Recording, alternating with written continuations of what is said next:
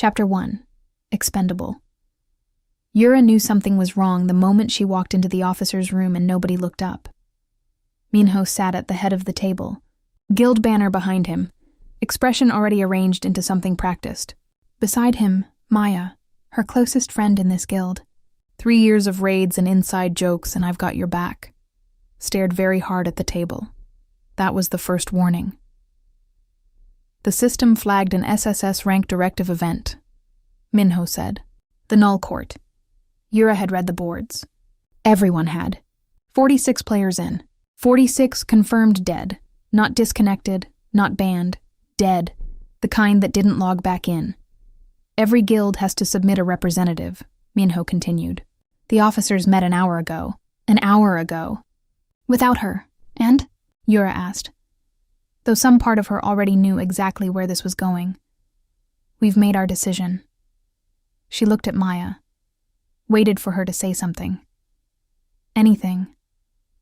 Maya didn't look up. You, Minho said. The word landed like something physical. Yura almost laughed, the kind of laugh that isn't about anything being funny. I wasn't in that meeting. No. Nobody asked me. No. She turned to Maya one more time. Say something. Tell them this is insane. Tell them I matter enough to argue about. Maya's jaw tightened. She said nothing at all. That silence hurt more than the sentence itself. Yura stood. Kept her voice steady, because falling apart in front of them was the one thing she refused to give any of these people. Understood. Nobody stopped her on the way out. Nobody apologized. 3 hours later, a notification bloomed red across her vision, visible to every player logged in. SSS-rank directive event, the null court. Representative confirmed, Yura, the world went white. Chapter 2, the final blow. White faded into stone. Yura hit the ground hard. One knee first, hand catching her before her face did. Cold floor, colder air. Somewhere above her, a ceiling stretched high enough to swallow torchlight before it reached the top. A notification flickered into place. Welcome to the null court. Objective, defeat Seraphine. Survival rate 0.0%. Cheerful, Yura said flatly, pushing herself up. The throne sat at the far end of the hall. Empty until it wasn't. She hadn't seen the woman move. 1 second the throne was vacant. The next a figure stood in front of it. Pale, still, dressed in something that looked like mourning clothes for a funeral 300 years overdue. Red eyes found Yura immediately, and didn't blink. 47, the woman said. Not a question. Not a compliment, I take it. No answer. Just motion, fast enough that Yura barely got her blade up in time. The fight after that blurred. Pain, ducking, one clean opening that shouldn't have existed but did. Yura took it. The blade landed true, straight through where a heart would be if this woman had one. Nothing happened the way it should have. Error. Deletion failed. Every screen in the room turned red. Yura's arm, where the blade had connected, burned like something, had been branded into her skin from the inside out. The woman looked down at the wound that wasn't healing and wasn't bleeding either. Interesting, she said quietly, and for the first time, she didn't sound like a boss fight. She sounded like she meant it. The burn crept higher, wrist to elbow, elbow to shoulder, and the room tilted sideways before Yura could ask what that meant. The last thing she registered was Seraphine crossing the distance between them faster than anyone should be able to move, and then nothing at all. Chapter 3. Property of the court. Yura woke up on a couch that shouldn't have existed in a boss room, in a dress that definitely wasn't hers. She sat up fast. Okay. What? You are awake. The woman from the throne room stood by the window, back turned, like she'd been waiting for exactly this reaction, and found it mildly tedious. Where's my armor? Destroyed. The mark does not like interference. Yura looked down at her arm. A faint red line curved from her wrist toward her collarbone, thin as thread, glowing when she focused on it. What is this? A tether. The woman finally turned. You attempted to end me. The instance disagreed, so I'm... What, cursed? Bound. Noted. Can I leave? You may try. Yura stood, crossed the room, reached for the door. The thread pulled taut. Pain exploded through her chest, sharp enough to drop her to one knee. Gone as fast as it came the second she stopped moving forward. Okay, she wheezed. Not cursed, leashed. An accurate description. Yura pushed herself back up, glaring. You could have mentioned that before I tried it. You would not have believed me. Fair enough. She rubbed her chest. So what happens if you die? A pause, longer than the question warranted. You die with me. Wonderful. Yura exhaled. What do I even call you? Seraphine. Right, and what am I? Prisoner? Bodyguard? What's the job title? Seraphine studied her for a moment too long before answering. We will find out together. Chapter 4. Not a Bug. The message came without warning, printed in clean gray text across a screen only Yura could see. Private channel. System administration. The directive would like to speak with you. Yura glanced at Seraphine, who was very deliberately not looking at the notification, which meant she could see it too. You're going to want privacy for this, Seraphine said, and stepped out onto the balcony without being asked. Yura accepted the call. A voice, pleasant and entirely too calm, filled the room. Player Yura, congratulations on surviving contact with the anomaly. That's the official term now? It's what she is. An unauthorized construct that shouldn't have achieved this level of persistence. You're currently tethered to a critical liability. Get to the point. What do you want? To help you. We can sever the bond safely, remove the mark, restore your access, return you to the surface world tonight. All you'd need to do is remain in the instance for 48 hours while our team finalizes containment. Yura folded her arms. Containment meaning delete her. Meaning resolve an error that never should have existed. Outside, Seraphine stood very still, staring at nothing, giving Yura exactly the privacy she'd been promised and not 1 inch more. And if I say no, then you remain bound to an unstable entity of unknown intent, indefinitely. Yura thought about the pain in her chest an hour ago. About you die with me, said without hesitation, like a fact instead of a threat. No, Yura said. A pause. You don't have to decide right now. I did, though. She looked at the balcony. Already did. The channel closed. She didn't examine too closely why the answer had come so fast. Chapter 5. Proximity. By the third day, Yura had mapped every hallway in the wing she was allowed to walk. Seraphine hadn't stopped her. Hadn't followed either. Just let her wander, reappearing whenever Yura circled back, like she always knew exactly where the tether allowed her to go. Today, Yura decided to test the edge of that. She kept walking past the usual turn, past the library, down a corridor she hadn't tried before. No pain yet. She kept going, 3 more rooms. Still nothing. Then faintly she heard something crack. Not stone. Something closer to breath catching wrong. Yura turned back without thinking and found Seraphine gripping the edge of a table, knuckles pale, jaw tight. A faint red line had surfaced at her collarbone too, pulsing in time with the one on Yura's own arm. You're in pain. I'm fine. You're not. Seraphine straightened too fast, composure sliding back into place like a mask clicking shut. The distance is inadvisable. For both of us. You said it hurt me. You didn't say it hurt you too. It didn't seem relevant. It's extremely relevant. For a moment, something flickered across Seraphine's face that wasn't practiced at all. Something closer to surprise that Yura had come back for that reason, rather than simply testing her own limits. You returned, Seraphine said, quieter than before. You were in pain. Obviously I came back. Obviously, Seraphine repeated, like the word tasted unfamiliar applied to herself. Neither of them mentioned it again. But Yura noticed Seraphine didn't step as far away from her for the rest of the day. Chapter 6. Aftershock. The corridor light stuttered first.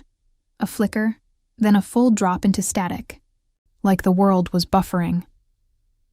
Yura barely had time to register it before something tore itself out of the wall. It didn't look like a monster, so much as a mistake. limbs at angles that didn't resolve properly, its outline glitching between shapes too fast to track. It lunged. Seraphine was already there.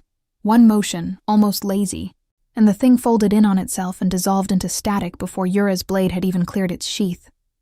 "I had that," Yura said, though they both knew she hadn't. "You would have, eventually." Seraphine didn't even look winded. This was faster. Yura opened her mouth to argue and stopped, because arguing that she should have been allowed to almost die felt like a strange hill to die on. What was that thing?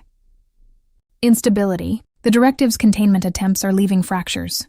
They tend to attract debris. Debris that tries to kill me. Yes. Comforting. Seraphine finally glanced her way, something almost like amusement in it. "Are you injured?" "No." "Good." Yura expected the usual ache in her chest that came whenever the tether reacted to anything. It didn't come. Instead, faint and strange, something warm moved through the thread instead, like the bond had exhaled. She didn't mention it. She wasn't sure yet what it meant that it hadn't hurt at all. Chapter 7. Stay close. "You should stay within 10 feet of me from now on," Seraphine said the next morning, like she was reading off a weather report. Yura looked up from the book she wasn't really reading. "Why? Efficiency. The tether responds faster to threats at close range. That's not why. It is. It's really not." Yura closed the book. "You could have said that yesterday. You didn't say it until after the debris thing." Seraphine's expression didn't change, which was, at this point, its own kind of answer. 10 feet, she repeated. "You just don't want another glitch mistaking me for a snack." That is also accurate. "So it's two things. It can be two things." Yura studied her for a moment, then shrugged and stood, closing the distance without further argument, mostly because pushing the point felt like more effort than it was worth, and partly because she'd noticed, annoyingly, that she didn't actually mind being told to stay close. That second part bothered her more than the first. She fell into step half a pace behind Seraphine's shoulder, close enough that the tether sat quiet and warm between them instead of taut. Neither of them commented on how naturally it happened. Neither of them stepped back, either. Chapter 8. Uninvited, the alarm wasn't loud. That was almost worse. A single low chime, patient and precise, nothing like the chaos of the glitch monster 2 days ago. Seraphine went still mid-sentence. "What is that?" "A perimeter breach." She was already moving. Something entered the instance. Something that isn't debris. Yura fell into step without being told this time. To find something. I don't know yet. That's the concern. They found the intrusion point in the east wing. A section of wall that should have been solid, now edged in a thin seam of light, like a door that had been cut into the world rather than built. Something stepped through it. Not a monster. Not glitching, not distorted, not made of static and bad geometry. A person. Combat gear, clean and unmarked. A device strapped to one forearm that pulsed with a soft blue light as it scanned the room. The figure's eyes found Yura first, then flicked to Seraphine, and something in their expression shifted. Recognition or satisfaction. Yura couldn't tell which. "There you are," they said, voice calm, professional, corporate. "The directive sends its regards." Seraphine's hand moved to Yura's shoulder. Light but immediate. "Get behind me," she said.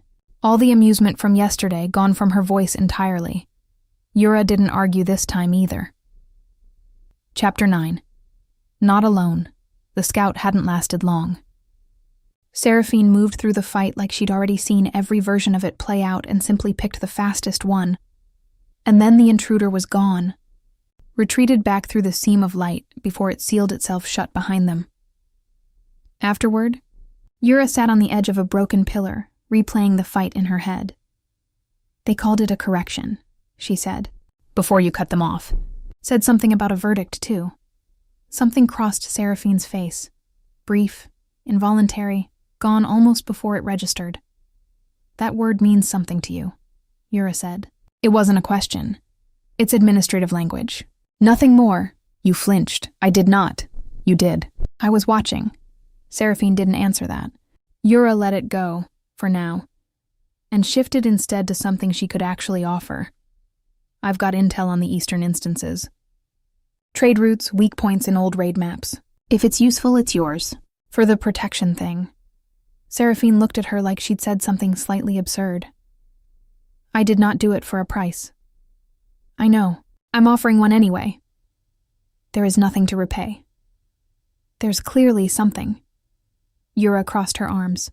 You don't have to want something back for me to want to give you something. For a moment, Seraphine seemed to have no idea what to do with that sentence at all. Noted, she said finally, and looked away first. Yura decided not to mention the flinch again tonight. She wasn't going anywhere. She could ask tomorrow, too. Chapter 10. Sync Seraphine was teaching her to fight properly now, not survive. Fight.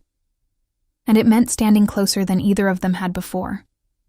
Adjusting Yura's grip with a hand over hers, correcting her stance with a palm against her shoulder blade. Again, Seraphine said. Weight forward, Yura shifted. The thread between them pulsed. Not pain, not even the warm exhale from the corridor fight. Something steadier. A current running both directions at once, like her own pulse had started keeping time with someone else's. Do you feel that? Yura asked. Seraphine's hand didn't move from her shoulder. Yes, what is it? Synchronization. The bond adjusting to prolonged proximity. A pause. It shouldn't be this strong yet. Bad strong or good strong? I don't know. That answer more than anything. Unsettled Yura. Not the sensation itself, but the fact that Seraphine, who had an answer for everything, genuinely didn't have one for this. Neither of them moved. Seraphine's hand stayed exactly where it was. Yura didn't shift out from under it. The warmth kept spreading, quiet and unhurried, filling spaces neither of them were ready to name. Again, Seraphine said eventually, voice a little rougher than before. Yura reset her stance and didn't ask any more questions. Neither of them stepped back. Neither of them mentioned it. Chapter 11. Glitch in the Throne. It happened while Yura was half asleep against a pillar. The throne room quiet except for the low hum of the wards. The walls flickered first. Not the jagged static of a glitch monster, but something slower, softer, like a page turning in a book that had been closed for centuries. Then the memory arrived, and it wasn't hers. Torchlight. A vaulted ceiling that wasn't this one, but close. Rows of people in formal dress, silent, watching something Yura couldn't see clearly. Cold stone under bare knees. The weight of chains that weren't real. Not here, not now, and yet Yura felt them anyway. Phantom and exact. A voice cut through the static, distant and formal, reading something off like a sentence being passed. Isolde, step forward. Yura's eyes snapped open. Seraphine was already standing, rigid, both hands braced against the throne's armrest like she needed it to stay upright. What was that? Yura asked, voice unsteady. Who's Isolde? For a moment, Seraphine said nothing at all. The mask wasn't just cracked. It had dropped entirely, and underneath it was something raw and much older than the woman Yura had spent the last week learning to read. Then, deliberately, she rebuilt it piece by piece until her voice came out level again. No one, Seraphine said. A glitch. Nothing more. Yura didn't believe her for a second. She also didn't push. Not yet. But she didn't forget the name either. Chapter 12. A name that isn't hers. It took 2 days for Yura to bring it up again. She waited until they were alone. Until there was nowhere for Seraphine to redirect the conversation into training or threats or anything else that wasn't this. Isolde, Yura said. Seraphine didn't flinch this time. That somehow was worse. Like she'd had 2 days to prepare for the word and had built a wall specifically shaped to survive it. I told you. It was nothing. You braced yourself on a throne like it was going to swallow you. That's not nothing. You don't understand what you saw. So explain it. I can't. Can't or won't. Seraphine turned fully toward her then, and for a moment Yura thought she might actually answer. Really answer, not deflect. Not perform composure like a role she'd worn so long it had fused to her skin. There are things in me that predate this instance, Seraphine said slowly. Fragments. I don't know which parts are memory and which parts are construction. I don't know if Isolde is someone I was, or someone I was built from, or a name that means nothing at all. That's not nothing. That's terrifying. Yes, the word landed simply, without argument, without the usual armor around it. Then Seraphine looked away and said nothing else. Not because she had nothing left to say, but because everything left to say was too much, and they both knew it. Yura let the silence sit between them. It told her more than any answer could have. Chapter 13. Second Offer. The private channel opened without a chime this time, like the directive had learned not to announce itself. Private channel. System administration. Player Yura. We'd like to revise our previous offer. Didn't ask for a revision. The terms are significantly improved. Full removal of the mark, no waiting period, complete memory continuity preserved. You would walk away from this entirely unchanged. Unchanged.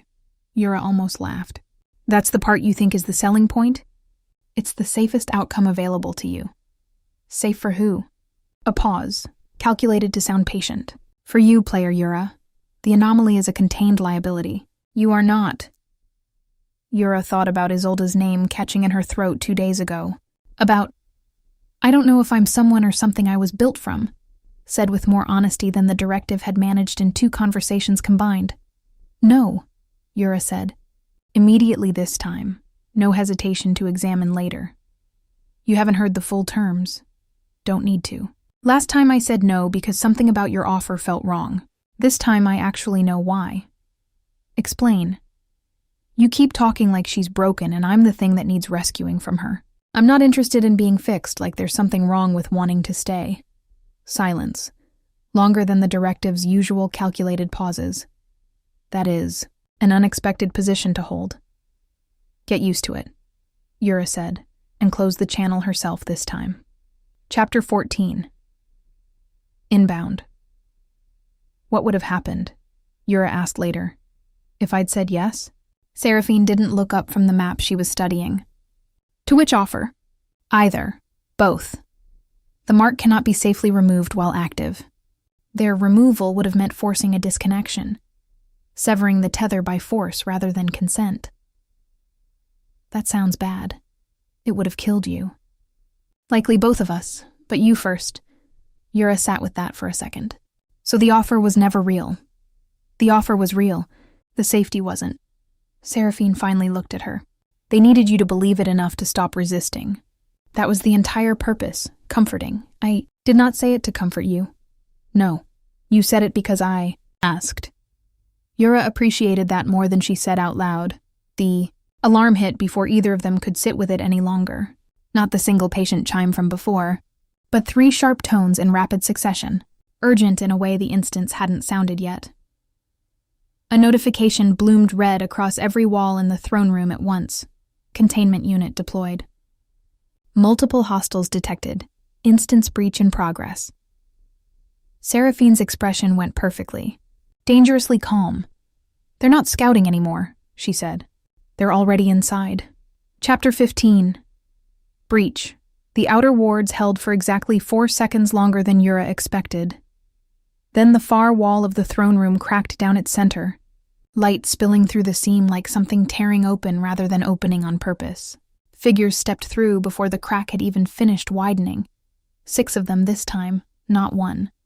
Moving with the same clean, unhurried precision as the first scout. Anomaly confirmed, one of them said into a comm, voice flat. Beginning containment protocol.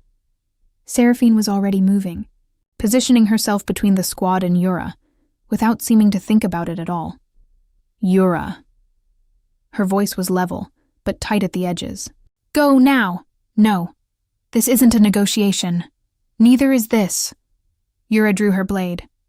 You die, I die. Running doesn't change that math. It just means I die somewhere less useful.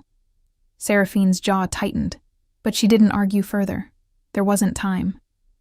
The first 2 operatives were already closing. Weapons raised, expressions professionally. Chillingly calm, stay behind me, Seraphine said instead. Wasn't planning on standing in front. The first attack came fast. a burst of something bright and precise that Seraphine deflected with a motion too smooth to have been improvised. Yura ducked a second strike aimed low, blade catching an operative's weapon hard enough to stagger them back.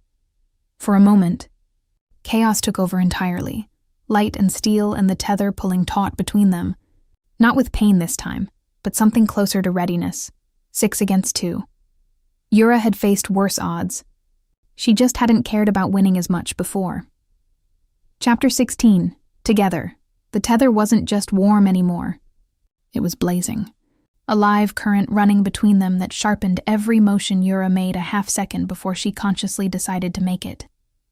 She could feel Seraphine's next move before it happened. Not thoughts.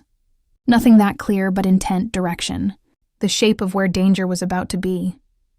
Which was how she knew, half a breath before it happened, that one of the operatives had angled a strike meant to catch Seraphine from her blind side. Yura didn't think. She moved. She got there first, blade up, catching the blow meant for someone else's back and taking the impact meant for someone else's ribs. It hurt, sharp and immediate, but nowhere near as much as it should have. Seraphine's head snapped toward her, something raw flashing across her face that had nothing to do with combat. You wasn't supposed to just stand there either. Yura shoved the operative back, breathing hard. Focus, Seraphine focused. Whatever had cracked open in her expression got folded away fast, replaced by something sharper. More dangerous, like watching someone get hit had removed a limiter she didn't know she'd been running under. The fight afterward moved almost too well. Every strike landed clean. Every opening Yura found, Seraphine was already covering. The tether roared between them, hot and insistent. And somewhere in the middle of it, a notification flared bright red at the edge of Yura's vision. Warning, stat synchronization, exceeding safe threshold. Yura didn't have time to read the rest of it before the warning multiplied. 3 more just like it, stacking faster than she could track. Something about this was working too well. Chapter 17. What She Won't Say. The operatives fell back to regroup, buying a handful of seconds that felt like the only mercy this fight was going to offer. Yura pressed a hand to her side where the blow had landed, breathing hard. Seraphine was beside her instantly, one hand hovering like she wasn't sure she had permission to actually touch the wound. You're bleeding. You're deflecting. Yura caught her breath. What happens if they actually delete you? For real, not the fail-safe version. Seraphine went quiet in a way that had nothing to do with tactics. I don't know, she admitted. I have never found out. That's not an answer. It's the only honest one I have. Seraphine's hand finally settled, light, against Yura's side. And something in the tether eased slightly at the contact. Not healing, just easier to bear. I know what erasure feels like from before. I don't know if it's the same, before. The word hung there. For a long moment, Yura thought she'd get the same wall she always got. Administrative language, nothing more. But instead, Seraphine's composure simply gave out, quietly, like something finally too heavy to keep holding up. I have already died once, she said. I remember all of it. The cold, the crowd, the moment it stopped being fear and started being nothing at all. She said it flatly, like a fact recited too many times to still hurt in the ordinary way. I would rather not learn whether the second time is worse. Yura didn't have anything clever to say to that. For once, she didn't try. She just reached over and laced her fingers through Seraphine's and didn't let go when the operatives regrouped. Chapter 18. The Cost of Staying. The squad didn't just regroup. They surrounded. 6 became a perimeter, tightening in from every direction at once. And for the first time since the breach began, Yura understood the difference between a fight and a trap. There's no clean way through this, Seraphine said quietly. So we make an unclean one. No. Something in her voice had shifted. Final. Decided, terrifyingly calm. There's another option. If I sever the bond myself, from my side, the failsafe collapses. You'd be released. They'd have no further reason to touch you. Yura's stomach dropped. That kills you. It ends the anomaly. Yes. That's not the same as ending you and you know it. Seraphine's hand slipped free of hers, already reaching toward the mark at her own collarbone. Expression settled into something Yura recognized with sudden, sick clarity. The exact calm of someone who had made peace with disappearing alone, because she'd done it before and expected to do it again. Don't, Yura said. It's the only version of this where you live. Stop.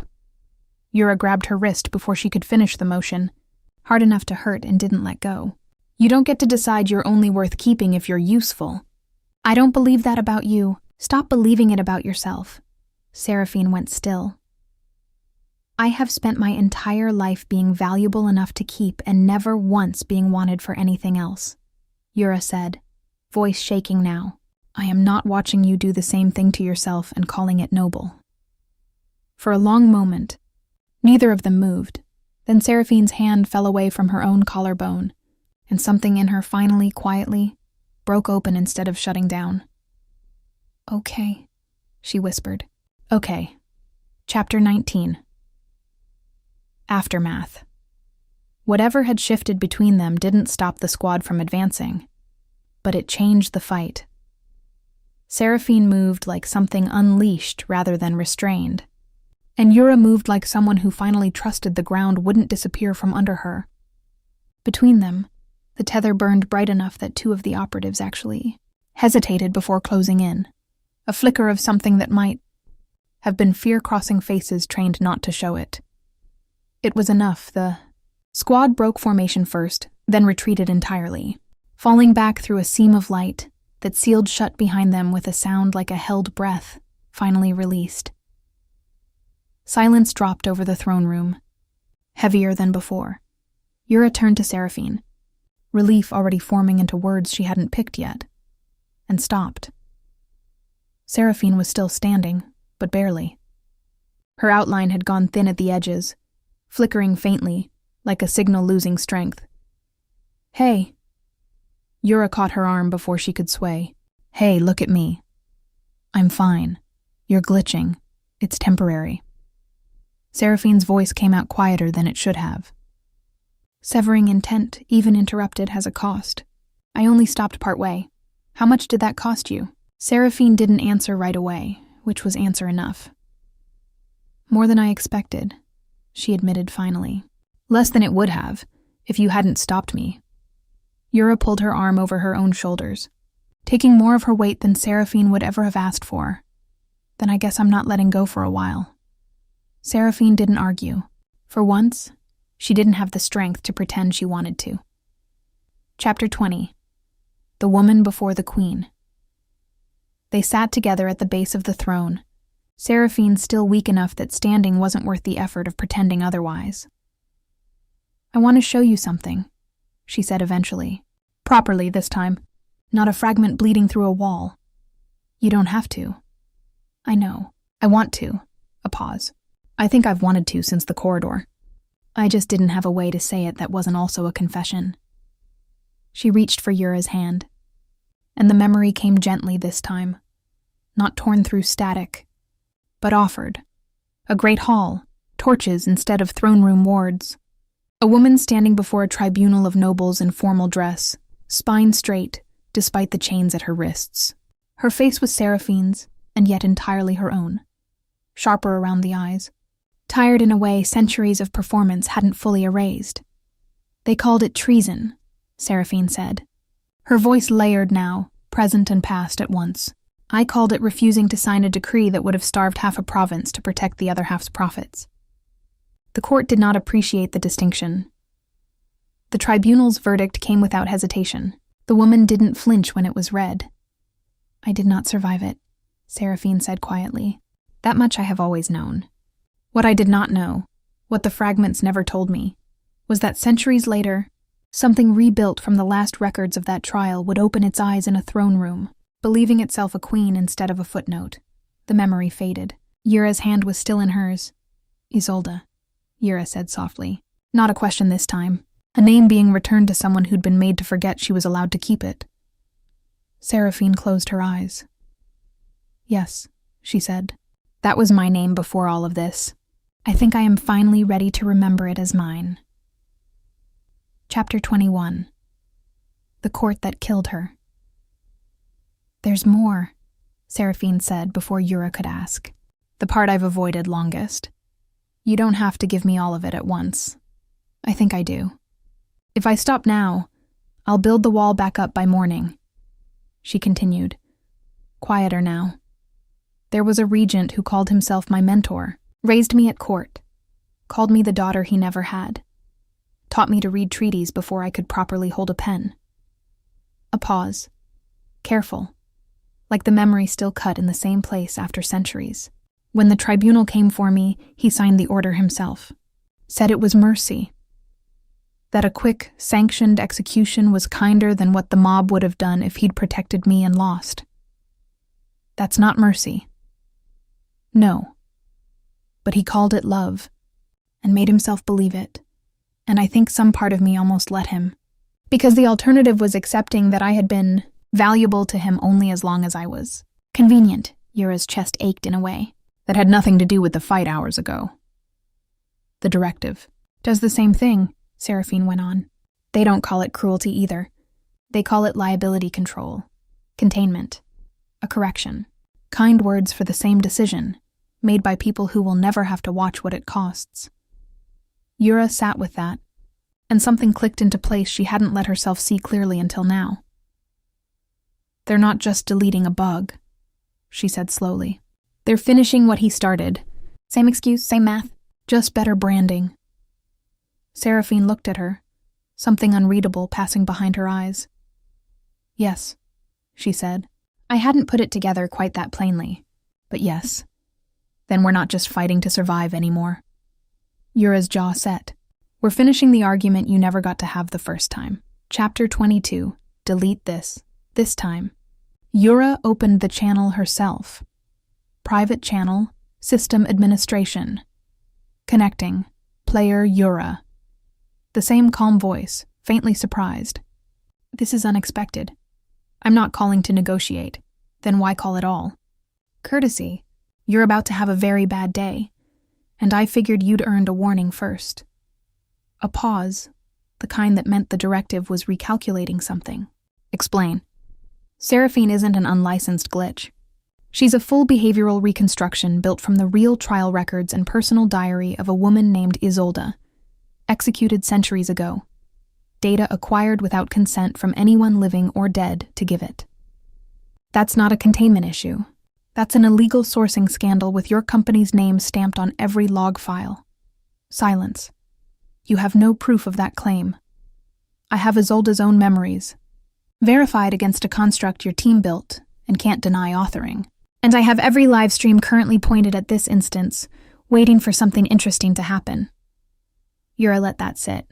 I go live with this in the next 5 minutes unless someone with actual authority tells me the correction order is rescinded. You're bluffing. Test me. Another pause. Longer this time. Long enough that Yura suspected someone on the other end was making a very unpleasant phone call of their own.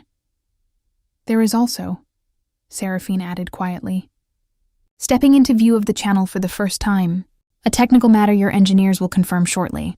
The bond has stabilized past the threshold your original failsafe was designed to tolerate. Deleting me now would not remove an anomaly. It would corrupt the instance's core architecture entirely. That is being verified." "Verify quickly," Yura said. "The clock's still running." It took 90 more seconds, long enough for Yura's pulse to climb uncomfortably high, before the voice returned. Flatter than before, stripped of its usual practiced warmth. "The correction order is suspended, pending internal review. Pending isn't rescinded. It is the accurate term for what has occurred. Effective immediately. No further containment units will be deployed to this instance." The channel closed without further comment. The closest thing to a retreat Yura suspected the directive was capable of. She let out a breath she hadn't realized. She'd been holding. Did we just win? Seraphine, still faintly translucent at the edges, allowed herself something close to a smile. "For now," she said. "I find I don't entirely trust for now, but it will do." Chapter 23. No exit, the notification arrived quietly, hours later, once the throne room had gone still, and the last of the containment wards had powered down for good. Bond stabilization complete. Safe severance now available. Subject may disconnect without risk. Seraphine saw it too. Of course she did. You could leave, she said, careful to keep her voice even. Properly this time. No pain, no consequence. Return to the surface world, and this would simply be a very strange raid you survived. Is that what you want? That isn't the question. It's exactly the question. Yura crossed the room and sat beside her, close enough that the tether didn't have to reach for anything. You keep offering me an exit like it's a kindness. Like the kind thing is making sure I have a way out, isn't it? Not if I don't want one. Seraphine went very still. You don't have to stay out of obligation. Whatever debt you think this bond created, I don't. Yura cut her off gently. That's the part you keep getting wrong. This was never about owing you something for saving my life, or you owing me something for stopping you from throwing yours away. I'm not staying because I'm useful to you, she reached over, threading their fingers together the way she had in the middle of a fight that felt like a lifetime ago now. I'm staying because I want to be here, whether you need me or not, whether it's efficient or not, even on the days you don't need saving at all. For a long moment, Seraphine said nothing, but her grip tightened, just slightly, around Yura's hand. I don't know how to be wanted like that, she admitted quietly. Only used or feared, or mourned. Then I guess we're both learning something new. The notification faded, unanswered, still glowing faintly at the edge of the room. Neither of them looked at it again. Chapter 24. After the throne. Months later, the Null Court stopped being a raid at all. Word spread slowly at first, then all at once, the way these things always did. No new containment squads, no new attempts. The directive's public statement called it an ongoing internal review, which everyone correctly understood to mean we are pretending this never happened. Guilds still logged in, out of curiosity more than danger now. They found an empty throne room, a woman who answered questions instead of ending lives, and, more often than not, a second player who didn't bother introducing herself as anything other than the one who stays. Yura still logged in every night. Not because the tether demanded it anymore. It had gone quiet, settled, more like a second heartbeat than a leash. She logged in because she wanted to. Tonight, she found Seraphine exactly where she usually was, sitting on the throne steps instead of the throne itself, sorting through fragments of memory that no longer needed to hurt to be worth keeping. You could take the throne properly. You know, Yura said, dropping down beside her. Full queen treatment. Robes, subjects, the works. I have had quite enough of thrones. Fair. Seraphine studied her for a moment, the particular quiet study that used to mean calculation, and now just meant she liked looking. I keep waiting, she admitted, for the part where you get bored, where staying stops being a choice and starts being a habit you regret. Still waiting? Still waiting. Might be waiting a while. Yura leaned her head against Seraphine's shoulder, easy, unhurried, the kind of closeness that no longer needed a mechanic to justify it. I'm not going anywhere. Not because I have to, just because I don't want to be anywhere else. Seraphine's arm came around her, careful, like she was still relearning that this was allowed. Then I suppose, she said quietly, we're both exactly where we're meant to be. Outside the throne room, the crimson-tinted sky had softened into something closer to dusk than dread. For the first time in 300 years, nothing in the Null Court was waiting to die. Thank you for listening. If this tale touched your heart, don't forget to subscribe and join me for the next one. There are many more original stories waiting to be told. Until then, take care of yourself, and may your own story find its happy ending.